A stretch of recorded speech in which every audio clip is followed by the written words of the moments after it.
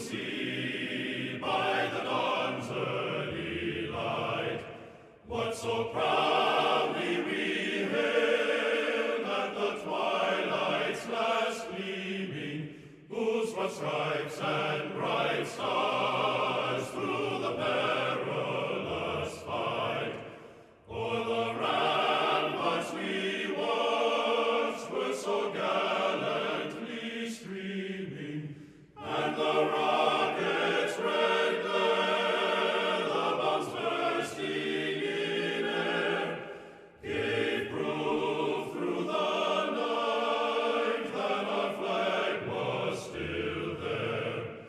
Oh, say does that star-spangled banner yet wave o'er the land of the free and the home of the brave?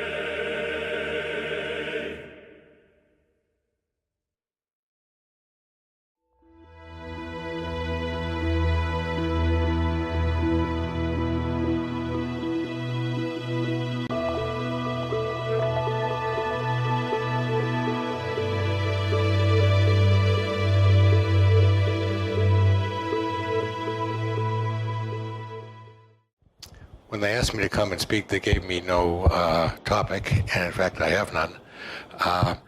But I'll ramble on for about 15 minutes, and then I'll answer your questions, and then I'll go back to my day job. I'll be joining you as in the retirement ranks in about 10 months, so save me a seat and a jelly donut. I suppose we should talk a little bit about the election. I've been in Maine and Nebraska the last couple. I write a column besides being editor of the Post-Gazette. It keeps me fresh and gets me out of the office. I ought to be careful. You're recording this, huh?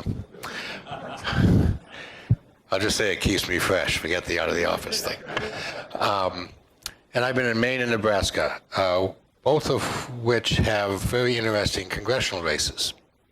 The one in Nebraska is in a small district near Omaha, that Donald Trump won by 2 points. There's a freshman congressman running against a woman, kind of a novice woman there. And then in Maine, I was in the second district, which is pretty much the northern part of Maine, which went decisively for Donald Trump. There's a two-term congressman there, and he's running against a very appealing state representative who served in Iraq and Afghanistan and has tattoos all over himself and has the kind of rhetoric that John Kennedy had in 1946 about a new generation of leadership.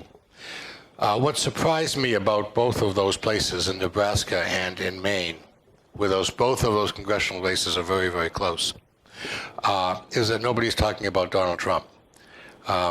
Everybody on television is talking about Donald Trump. Everybody in Washington is talking about Donald Trump. Everybody in my newsroom is talking about Donald Trump. But the candidates aren't. And I think that's interesting. That's underreported. You haven't read that in any of the papers. We have 470 separate elections going on about three and a half weeks. They're not really about Donald Trump. They're about local issues. You've got a very interesting race here with two incumbents. I don't think they're talking about Donald Trump. They're talking about other things. So I would urge you not to overinterpret what happens on November 6th, because it's not really a referendum on Donald Trump. It's 470 different elections, 435 for the House and 35 for the Senate.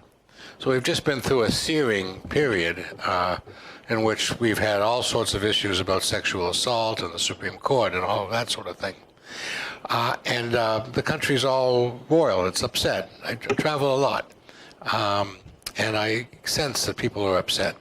And I think people want a little bit of normalcy. Let me assure you, by the way, that the Dow Jones is up by about 355 points since you gathered here, so that you can afford that lunch that we were just talking about. And maybe you drop an extra buck in the donation thing. We had a pretty raucous week in the market. You know, I'm still working, so I'm not quite on it. Well, kind of, and I'm not quite on fixed income yet. But I watch the market carefully, and what I think is very interesting, speaking of the president, is the way he tried to intercede yesterday with the Fed. And presidents don't ordinarily get involved with the Fed. President Johnson kind of manhandled William McChesney Martin. You probably remember him. He was the head of the Fed in the mid-'60s. But beyond that, no president really gets involved with the Fed. But President Trump was saying that he thought that the Fed was loco or crazy. There's been no example of a president, well, I can use that for any sentence. There's no example of a president doing X or Y or Z or A, B, or C. This was a different kind of a president. The only example I can think of a president going to war with banks would be Andrew Jackson, who in 1832 went to war with the Second Bank of the United States. Even my people who work for me think I covered that. Maybe one or two of you remember it. 1832 was a good year, right? Pirates were strong. Steelers made the playoffs. It was pretty good. So let me talk for a couple of seconds about President Trump. I think the big question about President Trump is this. Is President Trump a departure? I think we can agree, first of all, that President Trump is a departure from the norm. He's the first president with neither political nor military experience. Every other president has either been in office, even George W. Bush, either in office or served in the military. And we've had many generals. Not only General Eisenhower, 6 generals from the Civil War became president. So we have a lot of experience with that. So President Trump is different in that regard. President Trump is probably the wealthiest president. He's the least experienced. He is one of the oldest. But that's not really, none of those things is what set him apart. He really has no respect for, I don't mean this in a demeaning way, it's truth. He has no respect for the traditions of the presidency. The way presidents talk, the way presidents behave, the kinds of things presidents do and say. Americans may want that. They may be impatient with the 44 presidents who preceded him. But the question I think that's very, very important is whether President Trump is an aberration, which is to say a one-time departure from tradition, or whether he is the new norm, whether he is his model is how presidents will be from here on in, using Twitter, insulting their rivals, having a chaotic White House, not really worrying about some of the ceremonial niceties of the presidency that not all 44 of his successors, but many of them practiced. So the question before us is whether the president is a new kind of president and will set the standard for others, or whether we'll go back to the norm either in 2020 or 2024. I don't think any of us knows the answer. I don't think any of us has begun to grapple with the importance of the Trump presidency. But let's just go over a couple of things. He has changed our relationship with Canada. I must tell you, I'm a dual citizen of Canada and the United States, so I care about this dearly and deeply. He's changed our relationship with NATO, with Canada, with the European Union. He's abrogated a treaty with Iran and the Paris Agreement on climate change, and he's made us rethink a lot of the things that we thought were part of the stable world. America's role in the world economy, America's role in the trade economy, and all of those things have been in upheaval with President Trump. I remember covering the Reagan administration, in which Reagan talked about a lot of that kind of thing. Not any of those specifics, but those sorts of things. And yet he always acted in a very conventional way.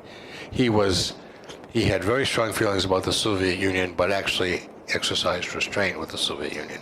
Very strong feelings about NATO, etc., etc. Very strong feelings about trade and the economy. But I think in retrospect, we can agree that Reagan, who has sometimes seemed like a radical departure, was really in the mainstream of American presidents. So we judge our presidents really by one standard, and many of you were probably born in this period, but we judge our presidents by the standard of Franklin Roosevelt, who, like Trump, harnessed a new technology. Trump harnessed the Twitter. President Roosevelt harnessed the airplane and radio. He was the first president to fly to his nominating convention. He flew to Chicago and gave that famous speech, the New Deal speech. He used radio masterfully in the fireside chats. His inaugural address, of course, was on the radio as well, when he spoke of not having anything to fear but fear itself. So I think we still measure, even though I wasn't alive and many of you were very young then, we still measure our presidents by Franklin Roosevelt. Even Reagan did so, having been a Roosevelt New Deal Democrat in his youth, until he became an actor and really began to depart from the New Deal coalition and the New Deal theories. So we have right now a country in transition. It's in transition in many ways. Demographically, which is to say by race, we're approaching the period where we're going to have a majority-minority nation. In other words, when blacks, Hispanics, and Asians exceed the number of whites. We have a country that is still grappling with remarkable technological change, not only what's in your pocket right now, which many of you have those iPhones, but we have no idea what will come next. You know, you can sit here in Sewickley, and if you live where I live in Squirrel Hill, I could probably turn off my refrigerator with my phone. I'm not inclined to do so. But there will come a time where you can turn your air conditioning off. You can if you're away in Florida, and you're going to come back to Pittsburgh, and you know in April is going to be a heat wave, you can turn your air conditioning on from Florida in your home in Sewickley. You'll be able to do that very soon, if not now. So I'd like to hear a little bit about what you all think about all this technological change. Some of it involves the newspaper. So anyhow, I guess my theme this morning is change. You know, there's a wonderful story involving Queen Victoria, which I can see that none of us knew. She died in 1897, I think. There was a period of deep trouble in England, and she spoke to some of her ministers, and one of them said, "Your Majesty, things are so bad, and now you're asking us to change also?" Things are pretty good in America right now. Low unemployment. The market, even though we had a bad couple of days, is coming back. It's in pretty strong shape. You're all going to get a 2.5% cost of living raise in your Social Security. Let's all agree that that's a good thing. I'm about 6 months away. I think it's a great thing. And so things are pretty good. We're basically at peace. We still have some mopping up to do in Afghanistan and a little bit in Iraq, and we're worried about North Korea. But things are pretty good. And yet we're in unbelievable upheaval with technology, with a millennial generation that none of us fully understands, and with all sorts of change going on. So my theme this morning is change, but really I'd like to talk about what you want to talk about. So I've got another half an hour or 40 minutes. I'm happy to take any of your questions, and we'll go from there. A little bit of a deviation from what your comments were, but I read your review of the game in the Wall Street Journal, which I really enjoyed. Can you give us a little bit of background on how you got involved with reviewing books on sports and sports history? So this gentleman is speaking about a review I wrote in the Wall Street Journal on The Game, which is a book that's just coming out this week, actually, and it's about the 29-29 Harvard-Yale tie of 1968, a game that was of interest to only about Harvard and Yale graduates, and not all of them either. And I would say a good portion of them were drunk by the fourth quarter anyhow. My dad went to Dartmouth, and he used to go to the Harvard-Dartmouth games. He said he always enjoyed the first half and never saw the second half. he was there but never saw it. That's why his son became a teetotaler, I guess.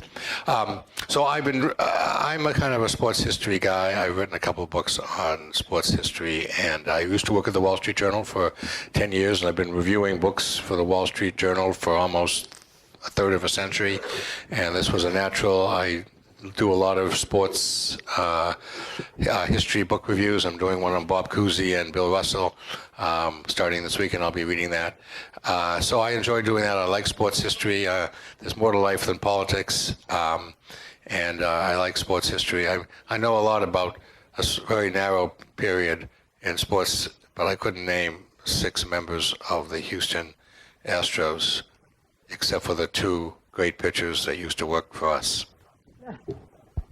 Yes, sir. Question about the Post-Gazette. Two questions. It only took 90 seconds. Go ahead. One, can you talk at all about the rightward drift of the Post-Gazette over the last year? No, I can't. I won't. I And can't. secondly, if maybe an easier one, talking about change. It's been pretty clear that the Post-Gazette is leaving the printed paper and moving toward electronic paper. But I'm curious about Newsslide. And is Newsslide going to replace the format of the paper that we see today? Why did you start Newsslide, and are other city newspapers doing the same kind of thing? Okay, I'll start first with the editorial page. As many of you know, the news departments of quality newspapers and the opinion sections are totally separate. I worked for the two most liberal newspapers in the United States, the Boston Globe and the New York Times, and the most conservative newspaper in the United States, the Wall Street Journal. And in none of those 3 was there any collusion. That's the word of the week, by the way. Any collusion or interference or involvement, even casual, between the editorial pages and the news pages. So when I came to Pittsburgh 16 years ago, my predecessor, a Sewicklyan named John Craig, who many of you know, a wonderful fellow, he had both the editorial page and the news pages. This was completely foreign to me, having come from the Boston Globe and the Wall Street Journal, 2 completely opposite papers, and having been unaffected by their editorial stances. So on my very first day, I told Mr. Block, who's the publisher, that I thought it was not right for the person who ran the news pages to have an opinion, to be involved in the opinions in any way, and to be involved in endorsements. And so I asked to be removed from the editorial page, the editorial board on my first day, and I took the further step of saying that I would never read a Post-Gazette editorial. I don't want to know what the Post-Gazette editorials say. I don't want to be affected in my news judgment and my assignments and play of stories by what the official view is. So, though none of you believe me, I have never read a Post-Gazette editorial. I don't expect to start now. It saved me at least 15 minutes a day. Multiply that by 365 times 16, and I've gotten a lot of extra time. So I'm not involved in the editorial page. I can't answer for it and won't answer for it. I didn't take credit when you liked them, and I don't want to take blame when you don't. As for the other issues, the other question, the Post-Gazette loses about $20 million a year. Many newspapers in the United States lose an enormous amount of money. There is a limit to how many times you can lose $20 million a day.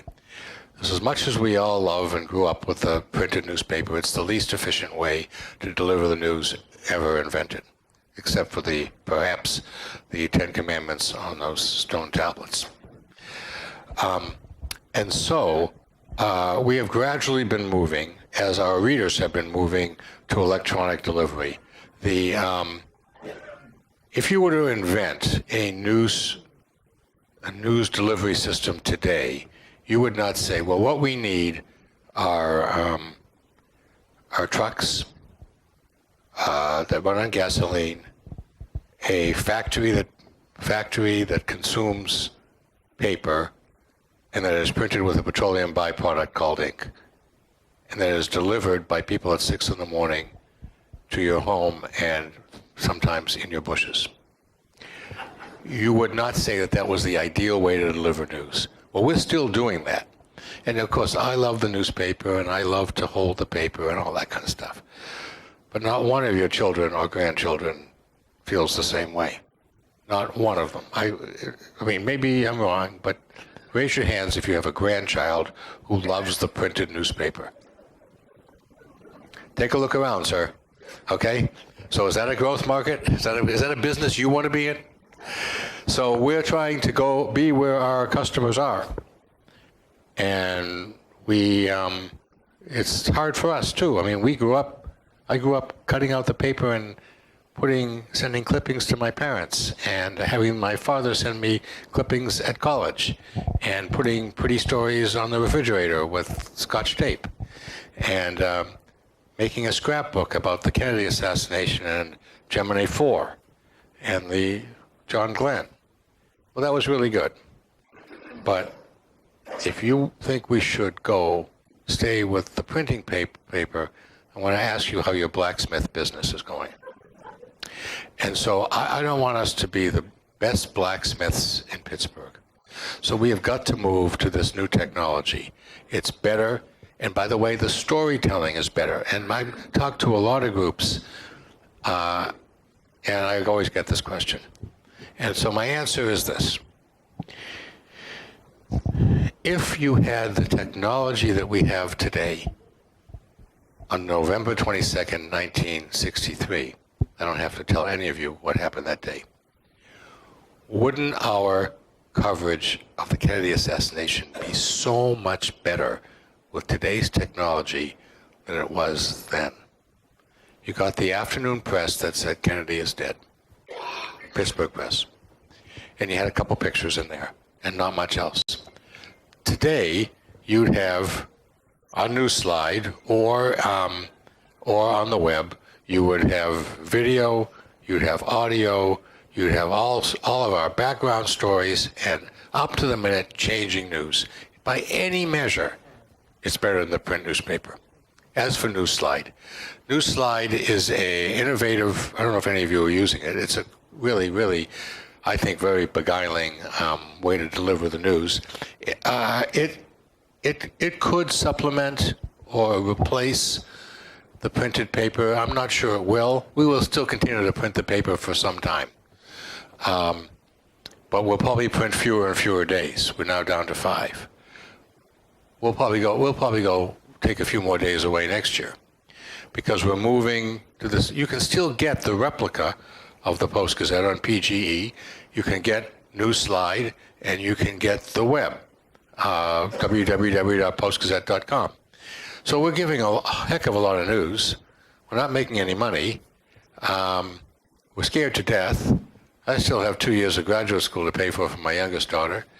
I'll just as soon be able to pay for it. So we got a problem. We lose $20 million a year.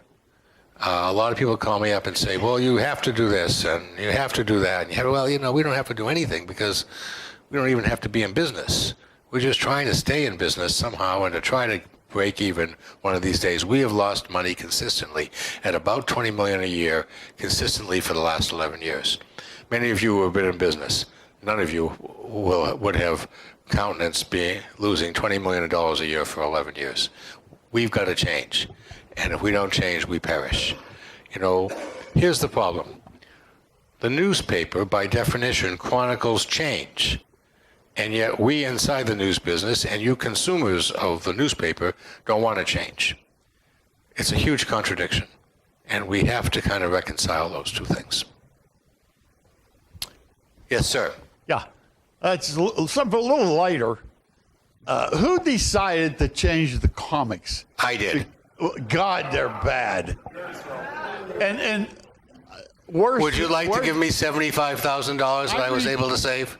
What? Would you like to give me almost $100,000 that I was able to save? Wow, that's exciting. How about the political cartoons? I don't even look at them anymore. Without Rob Rogers, they're That's on the editorial page. I'm afraid I don't do Windows. Okay. One other thing. Yeah. I can see we have a very happy customer here. I love the paper. I do. But how much? You're probably the only one who hasn't called me, but go ahead. How much is this slide thing? Can it always be free? Outside of buying. Here's an answer you'll like. It's free. And it always will be. I'm not ever saying always. I'm married only once. I said always then, but I'm not saying it again. Okay, I just wish you could get Rob Rogers back, but I'm sure I wish the Pirates could be in the playoffs. that could happen, but I don't see where Rob's coming back. Okay. Anybody? Let's do all the complaints all in a row. Okay, Pat, here we go. Two comments. Sure. One has to do with your ad promotion for the Post-Gazette on TV and how you started out insulting seniors first, and now you're trying to get us back. You know, that second person, singular or plural, is troubling me, but go ahead. Okay. The other thing is, and the reason I stopped getting the Post-Gazette, Was you wanted my family to be impoverished. no, it had nothing to do with that. It had to do with the fact that I got tired of only reading opinion and not reading the news. And I'd like You know, I think comment on someone that. told you, I think people have beaten your head in and told you to think that way, but in the news pages of the Post-Gazette, you will read news and not opinion, period. That's your opinion, but I'm afraid you. Let me just say, we run a very straight news department. The editor of the paper standing before you is neither a Republican nor a Democrat. I don't vote in primaries. I have no opinions on any issues, including what to have for dinner tonight. I'm the only court eunuch in Pittsburgh. Let me say that the news pages of the Post-Gazette are pure. And in the 16 years I've been editor of the Post-Gazette, there has never been one paragraph, one sentence, one word, or one syllable that was put in the newspaper that was knowingly fake.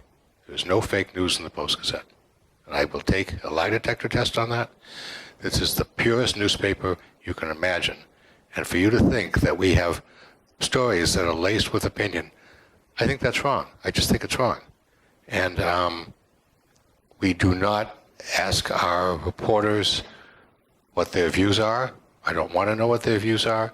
I've never asked anyone how they vote. There's no ideological test at the Post-Gazette, and we are rigidly, maniacally centrist. So I wish you'd resubscribe so you can see that that this preconception of yours is wrong. But I will tell you, as standing here, as a person of no opinion myself, that that's just not fair and it's just not right. I don't ask people what their ideologies are. I never have. And I will say of myself that I have voted for multiple numbers of Republicans for president and multiple numbers of Democrats. The ad campaign. Well, the ad campaign, I know it sounds like I'm running away from all the hard questions, but in fact, the news department and the business department at all quality newspapers are separate. We're not involved in that. And but I'm a consumer of this. I know. I mean, I suspect the motivation was to say to reflect older people's resistance to technology, fair or not, and then to show them embracing it. I can't say it was regarded with great warmth. Yes, go ahead. Got a couple of soliciting a couple opinions from you. First of all, I think we're raising generations of people that won't even be able to talk to each other because it seems like they get their dates online, they break up online, they don't even talk face to face. Well, it's a pretty good form of birth control, don't you think? I guess, yeah. But you seem to get out and look at some of these local races like you initially talked about. And almost 50 years ago, I read an article by a demographer that said that people are going to migrate to like-mindedness. Do you find that? I mean, look at how the surge of population in states like Texas and in California, I mean, two diverse, conservative, liberal type things. Do you see that when you go out? Do you see this sort of migration happening? Well, first of all, Americans have always been migrators. Yeah. Vance Packard wrote that book about in the early 1960s about that, and the story of America is the story of the westward movement. and then filling in the middle, and then the growth of the cities and all that. So migration is part of the traditional American story. It's nothing unusual. And in fact, Texas and California were filling up, as it were, long before we began to have this ideological divergence. But I think it is true that people tend to gravitate to places where recently of like-mindedness. But that's not, is that really a departure? For example, in the 1920s, Maine, Vermont, and Massachusetts had totally Republican governments. There wasn't a Democratic senator elected in Massachusetts until 1924. In my youth, New Hampshire was completely Republican. You would drive through the state and you would see political signs that said John Smith, responsible, honest, conservative, as if those were the three. And today, with the exception of 2004, New Hampshire's voted Democratic every time this century.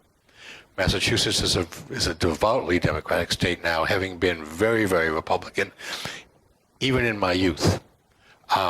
And so states change, but people tend to, people in the East End where I live tend to be Democrats. I think people out here are more Republican. Is that right? I think so. Why is that? I don't have any idea.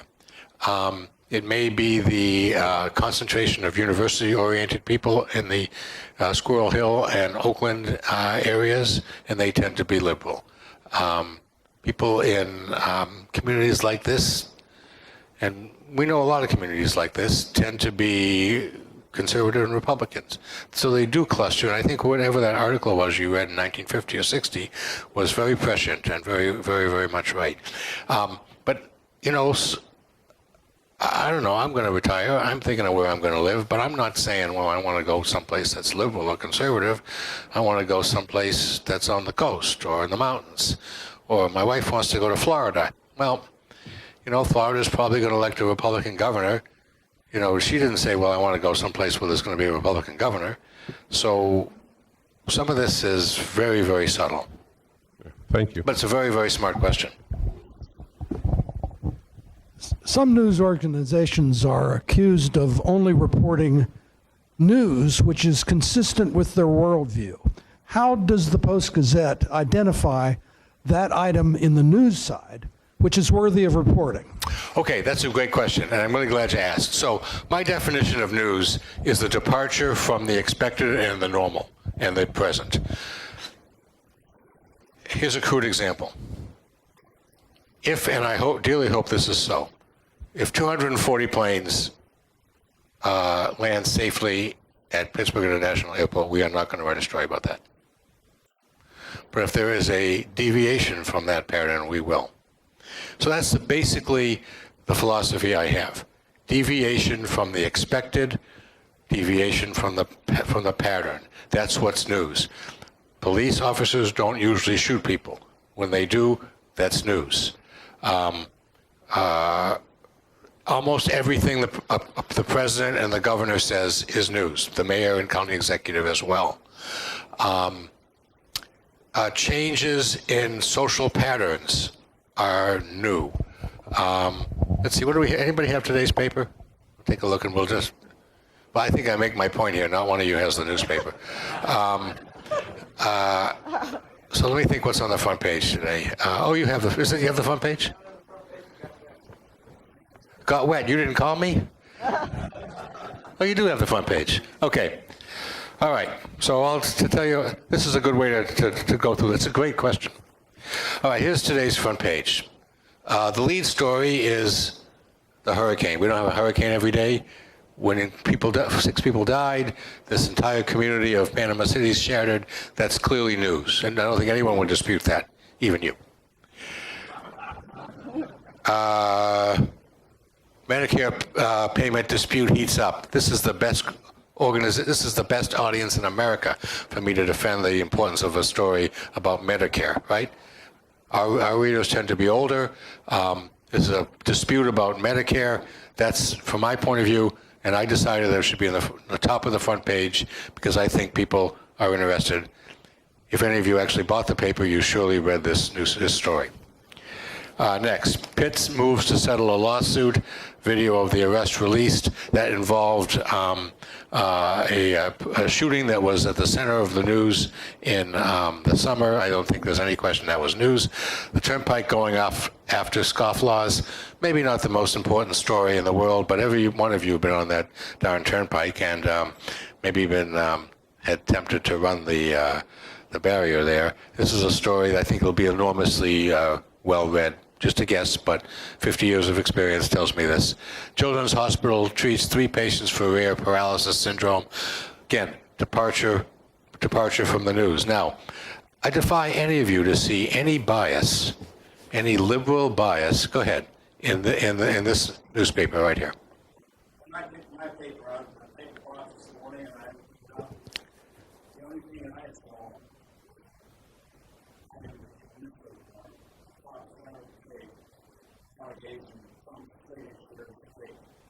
Right. Okay.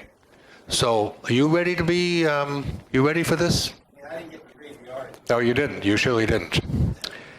Beware, Trump's signature often phony, and there's a Trump signature. This is not a news story, but it's what we call a teaser to get you to page 7.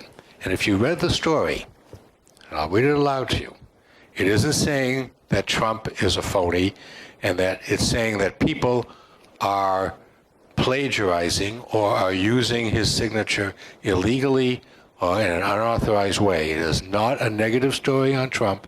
It's a negative story on people who are profiting from using his signature. And I'll tell you how we figured out. I wrote a story last year, 2 years ago, about Trump, and he sent me a note. And I'll show you right here. It says, from the office of Donald J. Trump. I know you think I'm a big lefty here, but here you go. And it says, David, well done, great writer, best wishes, Donald Trump, with his signature right there. So we had an authentic Donald Trump signature to compare with some of the phony ones. So much as you would like to say that the Post-Gazette is anti-Trump or whatever, or post-Trump or whatever, this is a story about people profiting from using phony signatures.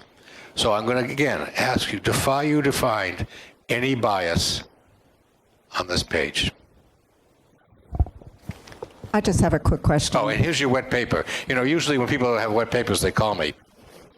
I love those calls. Sorry to dwell on the cartoons. Go ahead. I promised my 90-year-old mother I'd ask this question. Yeah. She and I talk about the cartoons all the time, and cartoonists are so talented, and Gary Trudeau, of course, is one of them, and it shows a lot of political and social aspects of our world. Right. What will happen to the cartoonists? Will you still show them on your digital version, or what? Well, we have the cartoon. I mean, the panels of cartoons. Yes. Yeah, they're, in fact, yes. First of all, they're on our digital. They're on Newsslide. And on Tuesdays and Saturdays, when we don't print the paper but publish it online, we actually have 50% more comics on Tuesday and Saturday than we have in the printed paper because we don't have to worry about the cost of paper. Paper costs about $8,000 a page. And so you multiply that by the number of pages we have by 365 days, you can see it's a major discretionary item. But on the web and in Newsslide, we don't have any restrictions on the size of the paper. So we actually have more comics in the e-edition than we have in the print edition. Somebody else. I'm happy to hear it because now I have to teach her how to look it up, and she'll be happy to see it. She will love it. She will love it. Good, She really I'll will. tell her. Thank you. Right, and the paper's never wet that way. It's never in her bushes. One question about with Cardinal Worrell retiring today. Did the Post-Gazette miss that story, the cover-up? The Post-Gazette missed which story? The cover-up of pedophile priests in the... Well, I suppose we all did. Yeah. But we also had the story of his resignation today on the web at 6:01.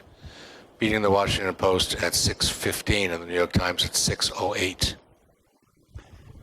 On your editorial page today, you talked about robocalls. I didn't read the editorial page. And that's the best editorial I've seen in a long time. I'm not going to take credits for ones you like, and I don't want to be blamed for the ones you didn't. I didn't read the editorial page today, and I'm not going to.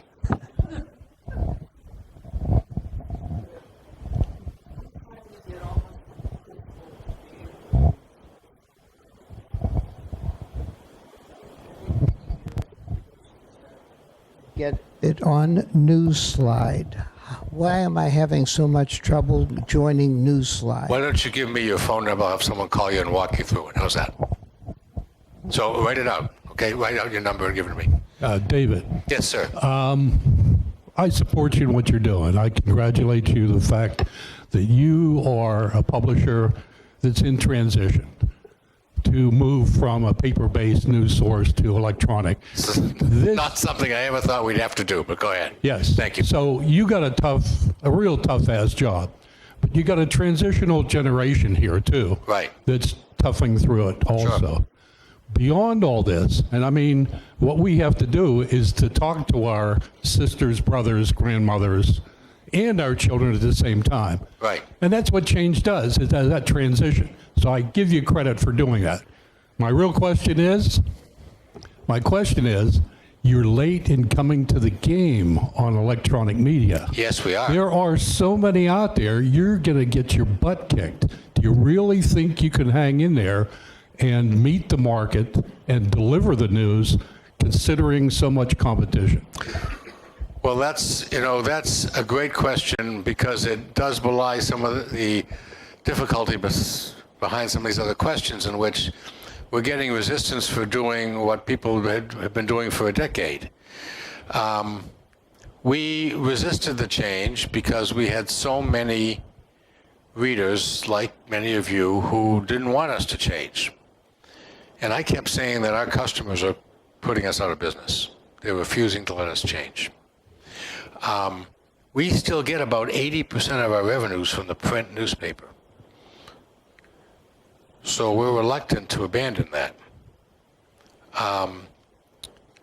You get a lot of money for a print ad, and you get almost nothing for an ad on the web.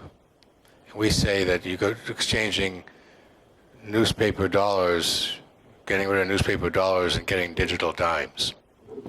And so, this transition is hard for financial reasons too, but we can see no future, or very little of future in the printed edition.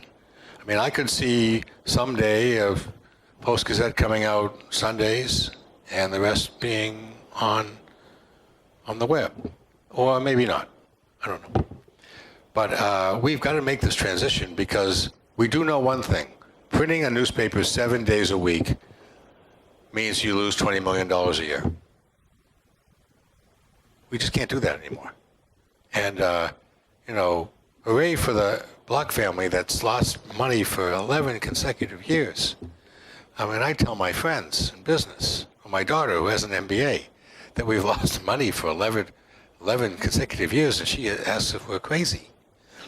And, name another business that loses $11 million, loses money 11 years in a row. It's just inconceivable. So we're involved in this terrible squeeze. We know that what we do is very, very important to all of you and to this community and to all of us as well. We love this work we do. And yet we see all the pressures. And we're in union negotiations, and our colleagues want more money, and they deserve more money. And people don't want to be laid off. And some people don't like the comics changes, and others don't like the Rob Rogers things. And gosh, it's just one nightmare after another. We love the work.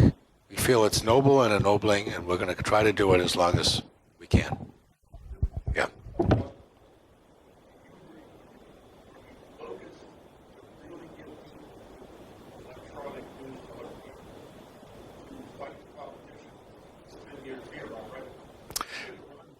Well, the advantage of being a late entrant, think about the air conditioner. if you got into the air conditioning business in 1948, you know, you had those clunky things, and then you can join the air conditioning business today and having skipped all those development costs and all of those clunkiness. My dad was a late, he didn't think color TV was ever going to catch on, let's put it that way. But, you know, do you think the folks who make the flat screen TVs are disadvantaged because they didn't make the big clunking Zeniths and RCAs in the 1955? Yeah. So the barriers to entry are not very formidable, and people's habits are ever changing on the web. So I don't think the late entry is at a disadvantage, except for the fact that we lost money for 11 years in a row. Yeah. I'm going to take one more because all right, I'll take that one, and that one, but then I got to go. Go ahead, sir. I suspect that there's a number of people in the room like myself who owned a business and understand the commercial aspects that are affecting your business in a very visceral way, and I commend you very much for being as honest as you have been about, especially the split between the editorial page and the news That's a side. sacred division in my mind. And I assure you that I will change. I will no longer send letters to you. I will send them to the editorial page. Fine. Tell all your friends. My concern, having experience running a business, is when times are tough and budgets get difficult to manage, things have to be cut, and things, sometimes you're cutting away at the bone and not just at the fat. What about investigative reporting and the other things that are so vitally important to a town like Pittsburgh? Do those things sit on a chopping block? Well, I surely hope not. I think I'm probably the only newspaper editor in the country who's only laid off, first of all, hasn't laid off anybody in 13 years, and who has not laid off one unionized employee in my 16 years as editor. So I'm proud of that record, and I mean to keep it intact. So I'm hoping to keep, not only to minimize this, but to continue the commitment we have to this community. So thank you. Yes, sir. This is an extra one. Okay, two more, I promised. My question has to do with business, so I guess maybe you're the wrong person to ask. But I've wondered, I thought that the newspaper, all newspapers, made most of their money from advertisements. Mm-hmm. And is that not true for the Post-Gazette? Yes, it's true. So Macy's, Kaufman's was probably our biggest advertiser 5-6 years ago, $3 million or so. We'll be lucky to get 200,000 out of them this year. So you tell me how that's going.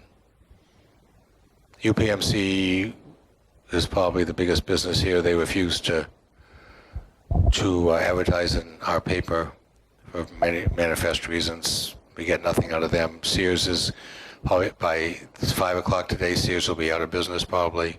They were a huge, Kmart, they were a huge advertiser. The inserts that you like so much with the coupons, those are endangered species. When was the last time you saw a bank ad in the Post-Gazette? When was the last time you saw a political ad in the newspaper? So yes, you're right. Advertising was our greatest source of revenue, but it's shrinking and going away. Yeah. I grew up with a morning paper and an afternoon paper. And I used to work on 1, 2, 3 afternoon papers. Does it make any sense is there a cost differential between a morning paper and an afternoon paper? There's even more traffic in the afternoon for delivering the paper, so probably not. I mean, I loved it. I loved working on an afternoon paper. It was fabulous. You got to work at 7, you got out at 3, you had nothing to do after 3, you're done. You had the whole afternoon off. It was great. But I haven't worked on it. But the last afternoon paper I worked on went out of business in 1981. And that's 37 years ago. Were you ever in Buffalo, New York? I surely was. I've talked to you. I've married a Buffalo girl, 40 years ago. Yeah. I worked at the Buffalo Evening News. Right. I loved that job. And you lived on Ashland Avenue? I lived on Ashland I'll Avenue. talk to you. How do we know? How do we know? Am I in trouble? Did I not pay my rent or something? So how do we know each other? How did you know I lived on Ashland Avenue? I have a friend called Joan Osborne. Joan Osborne is one of the greatest living Americans. Bob, are we done?